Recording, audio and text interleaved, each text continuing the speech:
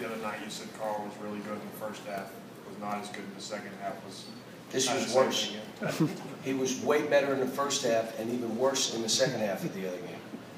I just told him, I don't know what you're saying to yourself at halftime, but you better change. He was so good, he looked like the best big man in the country in the first half. That's what I think he could do. The only issue is he had no rebounds. So if he had clipped off 3 or 4 or 5 rebounds with that kind of half, it would have been like, wow. Comes out the second half, the very first play, he gets screened, he falls asleep, fouls on a rebound. But he's a young kid. That's the stuff he does. That shows you how good he could be. I like the fact that we went at Willie and went at him a little bit and made him do some things offensively, and I thought he did good.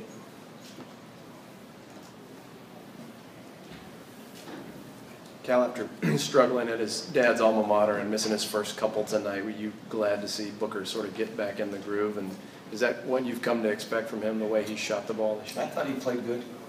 I got upset. We threw a ball to him in the corner, and he didn't have a shot. Instead of driving it, he just passed it. I said, if you're going to play that way, I'll take you out. You know, with Trey Lyles being out, this was a good win. You know, and I look at it, you look at the stats, we shoot 50-some%.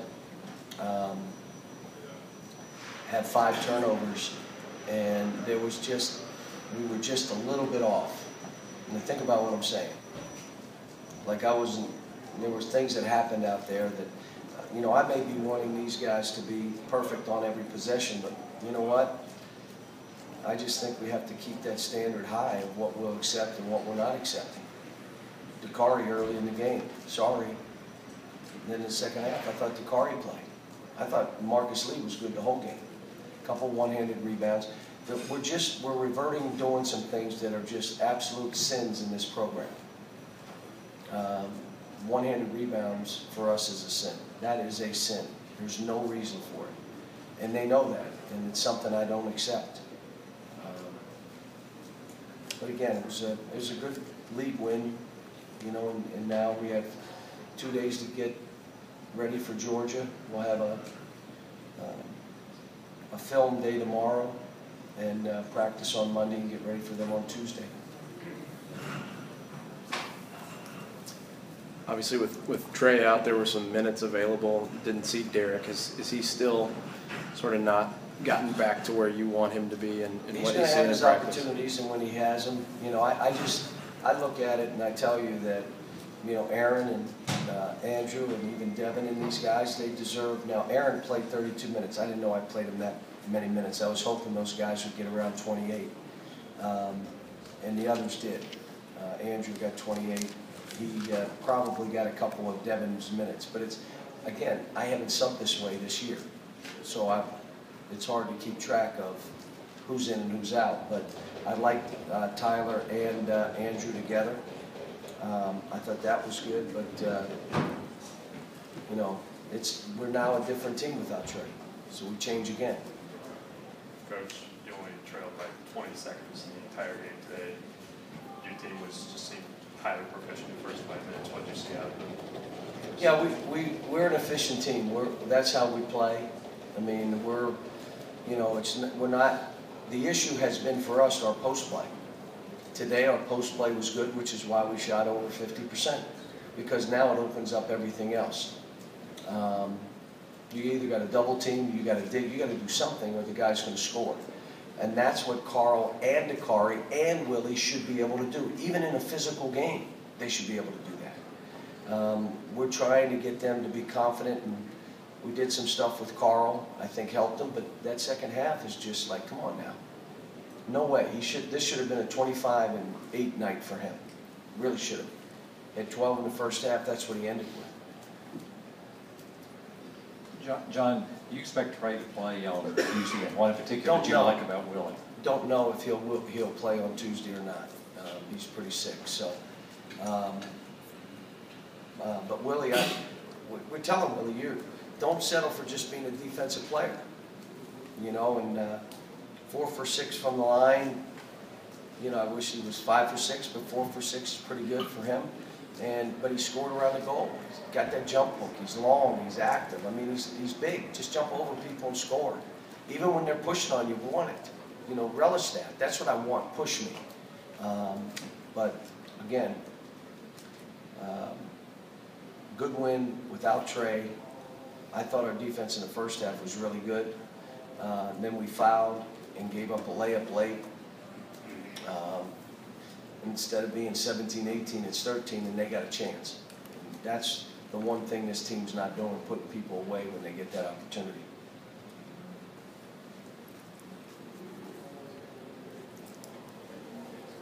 Apologies to everybody for a non-game question, but rule changes. I know Seth asked you about it. You said you wanted more practices August. Is there anything else, shot clock, anything else that you would do? Shot clock would be fine if they put it at 30. It would have no effect on me, but I think that college basketball should own August and do things in August. There's nothing going on, so let's own it. Let us do it. And whether it be play exhibition games, whether it be practice, whether you want to go on a foreign trip and they want to televise it, so what? Do what they did with us last year. It was pretty good. Our games outrated the USA basketball games most of the time, at least the first couple. So people want to watch college basketball, do it in August. What about refs, John? Would you do anything different with the way the refs are set up right now? When you have a good team, you don't have to worry about refs. When your team's not good, you really worry about refs. Say put a fourth out there. Then somebody said 3 times 0, 4 times 0, 0, 6 times 0, 0.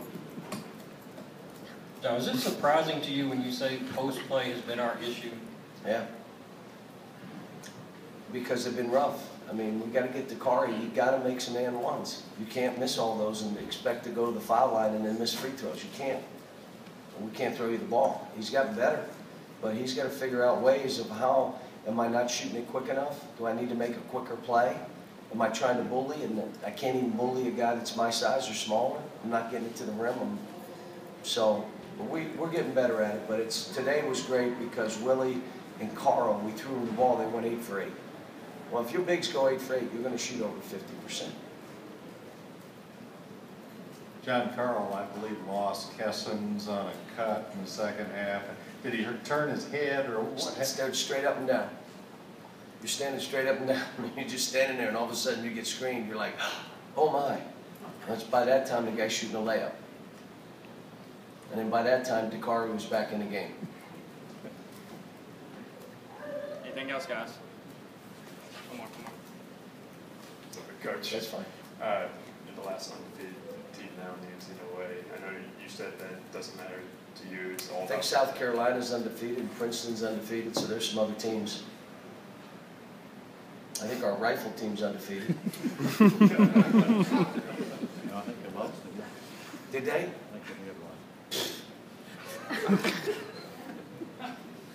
was. We're just, like I said, this team, the question is how good can we be? And I don't know yet. And I'm trying to get guys to go to that next level. And I'm prodding and pushing and screaming and yelling, go. Because I really do want to see how good can you really be. You're not going to be great every night out. If you play 30 games in a season, 31, 4 or 5 of them are going to be really high level. 4 or 5 of them are going to be so bad you just hope the other team stinks too.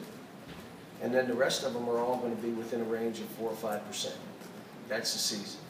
I'm trying to get us to just come out one time. And we've had a couple now. We had the Kansas game. That was a romp. I mean, that was from start to UCLA, start to finish. We've had a few of them. But we've also had the Columbia's down 11. We've had Buffalo down 5. We've had, and I would imagine there's going to be a league game or 2 before we finish. We'll be down at half and have to see if we can fight to come back. And we're not at our best. It's just how the season goes. So when you say about undefeated, we're playing every game to win. But if you do, I told them last night, we lose today, we're 20-1. So I said, you lose in March, your season's over. Right now, you should just try to find out how good you can be. And that's all we're doing. I'm not, I've had a team at Mass that started the season like this. I had a team at Memphis that started the season like this. Both of those teams took an L, and by the end of the year were the best version of themselves by the end of the year. So, and whether that happens to this team or not, one way or another, I'd rather them win it all, or win them all, but if they don't, they don't. Just as long as we're getting better. Thanks, guys.